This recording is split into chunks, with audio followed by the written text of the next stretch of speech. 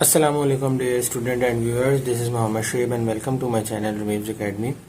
امید ہے آپ لوگ سب خیریت سے ہوں گے۔ تو آج کی اس ویڈیو میں ہم لوگ ایک بہت ہی امپورٹنٹ ٹاپک جس کا نام ہے روزے کا فدیہ اور روزے کی قضا اور روزے کا کفارہ، تو اس کے بارے میں ہم آج کچھ ڈسکس کریں گے۔ دیکھیں، کچھ عبادات جو ہے اللہ تعالیٰ نے مسلمانوں پر فرض قرار دی ہیں، ٹھیک ہے۔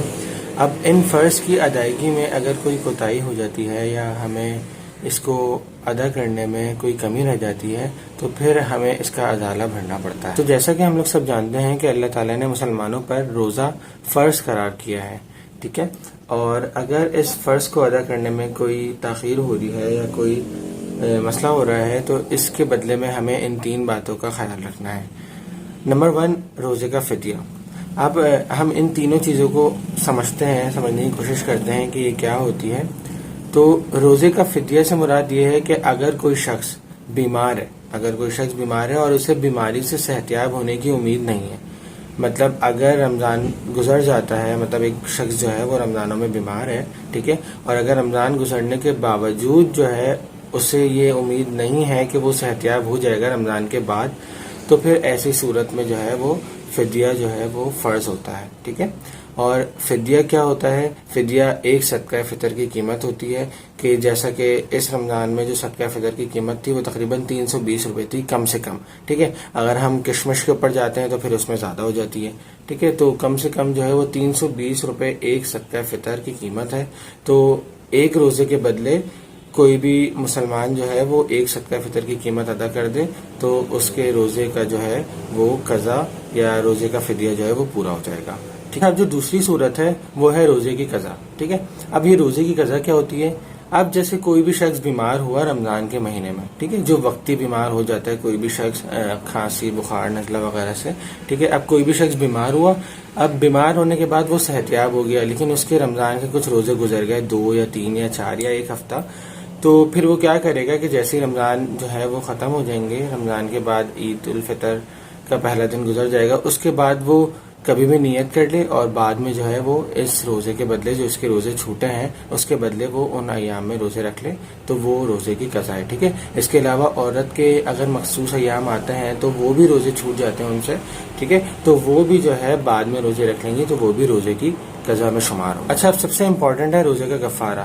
دیکھیں، رمضان کا روزہ چھوڑنے سے روزے کا کفارہ لازم نہیں آتا، بلکہ رمضان کا روزہ جان بوجھ کر توڑنے سے کفارہ لازم آتا ہے۔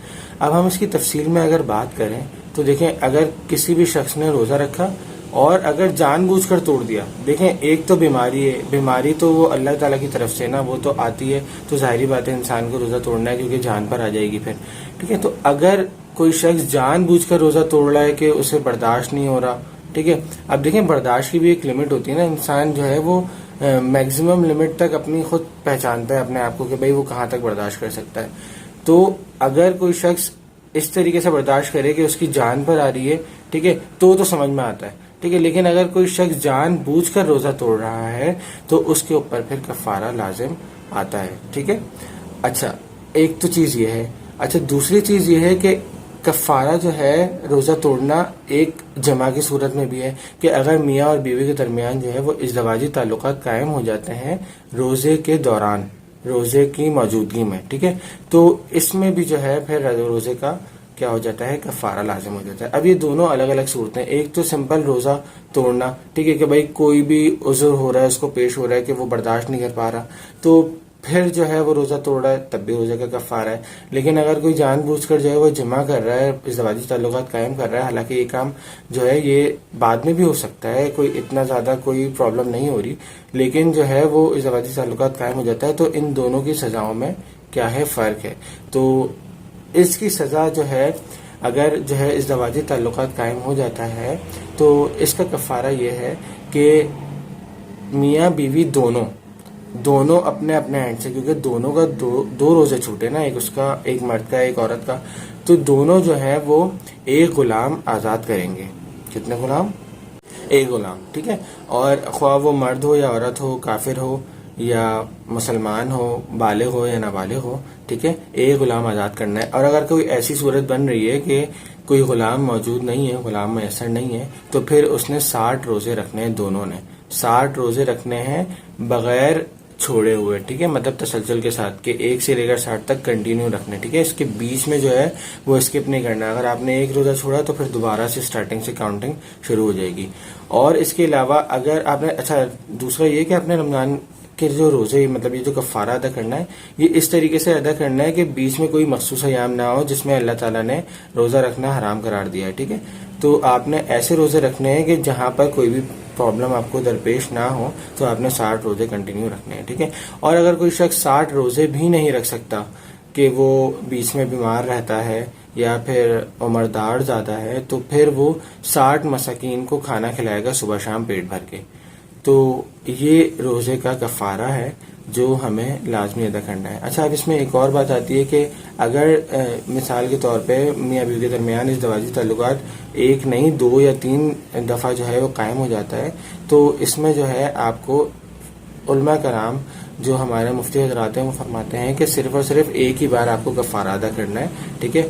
اب وہ 2 یا 3 بار ہو یا ایک بار ہو، آپ کو ایک ہی بار کفارہ ادا کرنا ہے. ہاں، اگر ایک رمضان میں اگر آپ کے ساتھ یہ مسئلہ درپیش ہوا اور آپ نے دوسرے رمضان تک جو ہے وہ کفارہ ادا نہیں کیا اور دوسرے رمضان میں دوبارہ یہ مسئلہ پیش آ گیا، تو اس کے بعد پھر آپ نے دونوں کا کفارہ. باقی اللہ تعالیٰ کوئی کمی بیشی معاف کرے.